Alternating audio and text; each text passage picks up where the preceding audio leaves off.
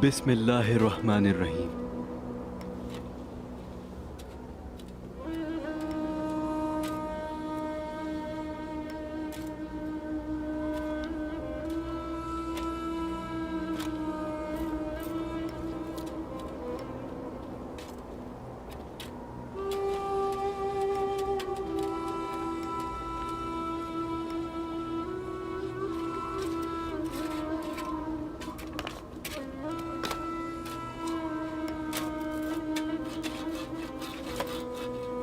मेरा रब हमारे फर्ज को ईमान के साथ पूरा करने, अपनी ख्वाहिशात पर सब्र के साथ काबू रखने और वो दिन देखने नसीब फरमाए जब ये दरगाह इस्लाम की रोशनी फैलाएगी।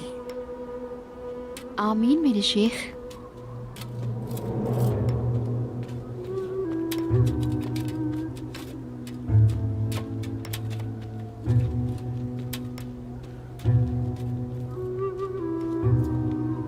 अब तुम मुझे बताओ, अपने फर्ज को अधूरा छोड़कर कबीले से क्यों आ गई? तुमने तो हमारी आंखें और कान बनना था वहां। ऐसी कौन सी बात थी जिसने तुम्हारे अज़्म को तोड़ा? तुम्हारा सब्र क्यों टूटा? इतनी जल्दी वापस क्यों आ गई बाला? मोहतरम शेख,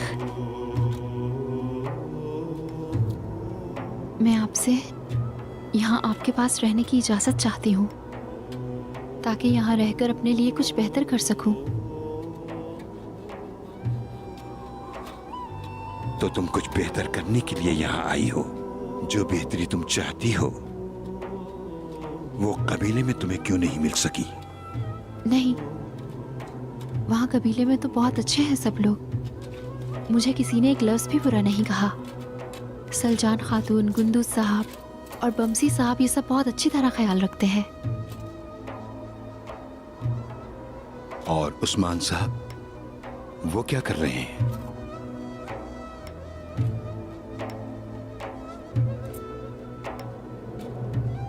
उस्मान साहब क्या कर रहे हैं मुझे नहीं मालूम।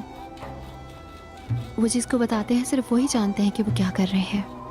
लेकिन उनके अपने चचा के साथ ताल्लुकात अच्छे नहीं हैं। दुंदार साहब ने अपनी बेटी का हाथ आलिशार को दिया है, इसी वजह से उनके दरमियान झगड़ा हुआ। उस्मान साहब आईगुल और आलिशार साहब की शादी पर नाराज हैं। बस और कुछ नहीं मालूम।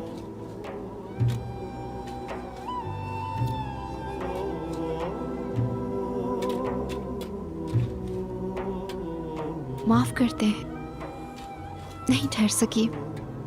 बस मैं आपसे दूर नहीं रह सकी बाबा जान।